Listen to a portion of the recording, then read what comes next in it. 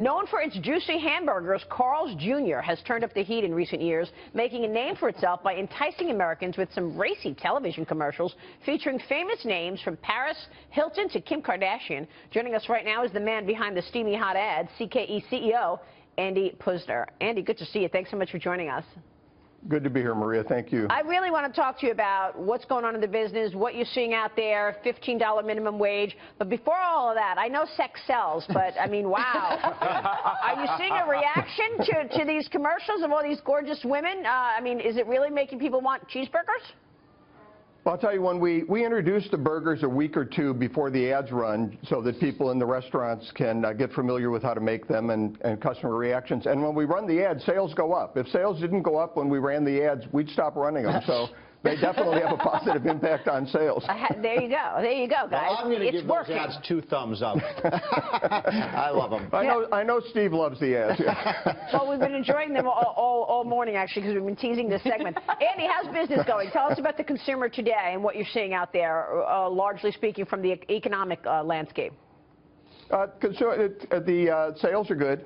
Things are doing very well. We built a lot of restaurants last year, opened a lot of restaurants in the United States and worldwide. So we're seeing very positive consumer reactions to, and we're in a segment, you know, when we're the premium brand in fast food, so the premium brand in quick service, so that when the economy's doing okay or when the economy's doing slightly less than you'd like it to do, we still do pretty well because we have, you know, black Angus beef and we bake our buns in the restaurant and we have all natural beef and all natural chicken.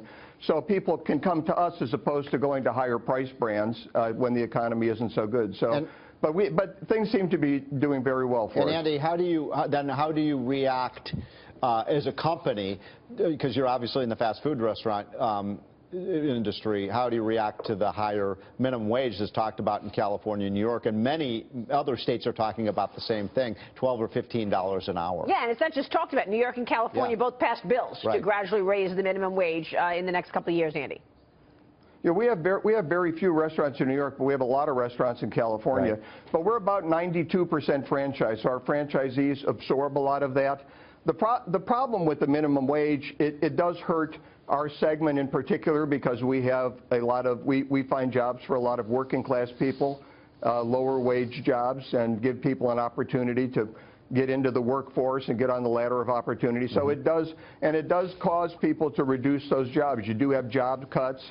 You do have a trend towards automation when wages go up because labor becomes more expensive. It makes automation less expensive.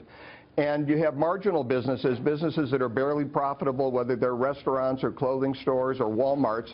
When the wage goes up, those marginal businesses close, and it hurts the entire economy, which again hurts our restaurants, hurts business because fewer people have jobs and income. So the minimum wage increase to $15 an hour is, you know, that's a huge, huge increase. It's going to hurt the state of California in particular. I mean, Jerry Brown was out just a few weeks ago with his budget summary that said raising the minimum wage to $15 an hour would it would cost the state $4 billion by 2021. It would cause a reduction in jobs, could cause a recession, and would send the state back into deficit. So it's bad for a lot of people.